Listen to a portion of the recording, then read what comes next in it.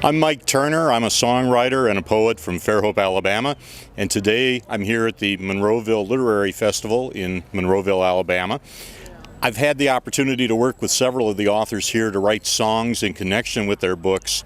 Songs about history like local legends, songs about blues mysteries, and I'm here today to work with the authors and to play a few of the songs.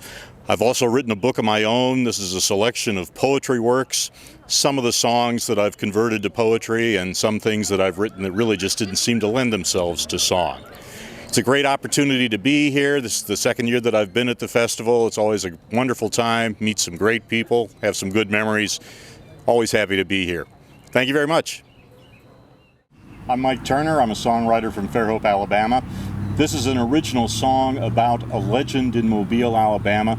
Back in 1835, a young man named Charles Boyington was convicted of murdering a friend, sentenced to hang. He steadfastly said that he did not commit the crime, and on the gallows said that an oak tree would grow over his grave as proof of his innocence. Grow it did, and the Boyington oak still stands outside the Church Street graveyard in Mobile today. So this song tells that story. I call this Boyington's Oak.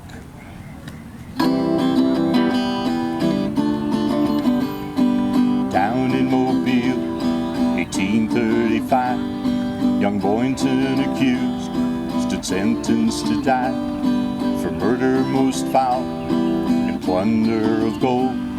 With his final breath, this story he told. I did not do this terrible crime. I didn't kill that man. He's a friend of mine. Though I now depart, know my words are true. There will soon come up a sign to prove them to you.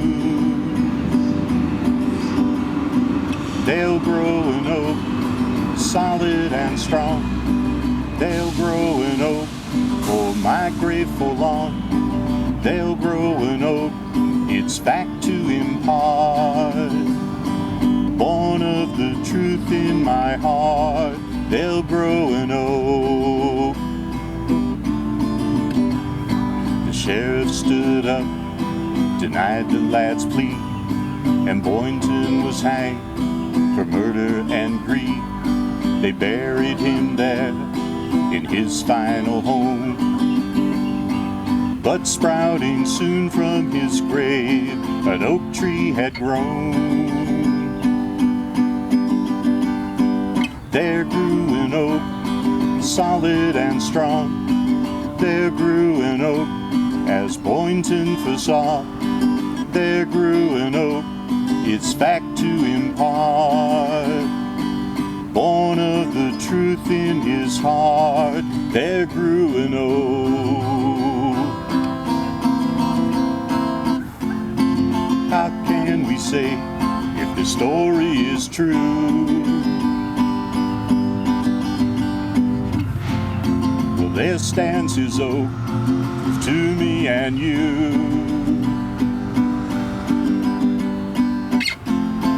How can we know if a good man was wronged?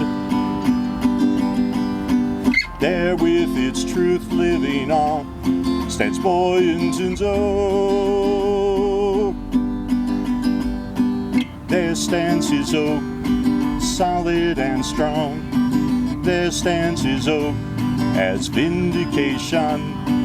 There stands his oak, its fact to impart. Born of the truth in his heart, stands Boyington's oak. There stands his oak. The truth stands in Boyington's oak. Well, hi, I'm Brett Axel. I'm the author of this novel, Not Okay, which is about a very damaged young man who is trying to get healing in the 1980s using a self-help book called I'm Okay, You're Okay. But it is a terrible book, and it doesn't give him good advice, and the world is not helping him to heal. Instead, it's pushing him toward being more and more erratic. And when the book is failing him, he decides that the way he's going to make himself better is by hunting down and killing pedophiles. Because he was abused by a pedophile himself. That's what got him messed up in the first place. And he thinks if he can kill a bunch of them, he'll feel better. One of the things I always hated about serial killer fiction is somehow these people are magically good at it. And I wanted to have a more accurate portrayal of a messed up person. He is not good at anything he tries to do, and he's definitely not good at killing people either. So it's dark and it's graphic and it's funny, and you start laughing at it, and then you realize what you're actually laughing at, and you go, ooh. So if you're squeamish, you're not going to like it. If you've got a morbid sense of humor, you probably will. And I work as an editor at Vinyl Publishing, Inc. And I don't just look for books like mine, I just look for excellent books. Gene and Greg Vinyl are the owners. They're in Buffalo, New York, and the company is in Buffalo. And this book is the first book that I accepted when I came and got the job there.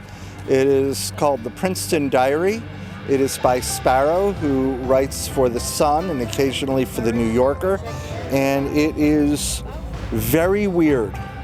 It's set up in the form of a journal by a failed author who works in the English department at Princeton University, and he works in the shadow of a very successful author, Joyce Carol Oates.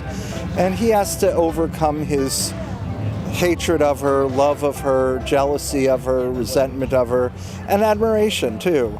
He's just got to deal with the fact that she is everything he wishes he was. And it's filled with silly little cartoons and sardonic observations. I just loved the book. Vinyl Publishing also publishes children's books, including this one, Alphabet Amigos, which is the only alphabet book, bilingual alphabet book, that was written by someone whose first language is Spanish. And the other one that's out there was just culturally inept. This is an absolutely fabulous book, and I strongly recommend it for, especially for schools and anywhere where there's a Spanish and English population. Bookstore should be carrying that. Vinyl's best-selling book is this children's book, which I also selected, Dragons Don't Dance Ballet. And not only did I select the story, but I found the perfect illustrator for it and recruited him to illustrate the book for Jennifer Carson. And I worked with the illustrator and the author in the process of getting it ready for publication. Dragons Don't Dance Ballet is about a dragon who tries out for the ballet, and she doesn't have the physical appearance of the other dancers, and they find that a little bit disconcerting, but it is very empowering, and it shows that you don't have to be a skinny little nothing to succeed at what you want to do. Children love this book. It is a very popular read aloud at libraries, and I highly recommend it.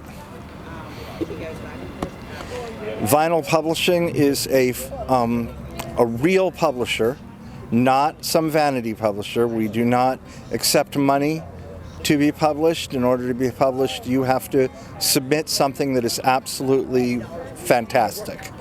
And if you do, and it gets accepted, you get a contract, you get a cash advance, and you get a nice royalty.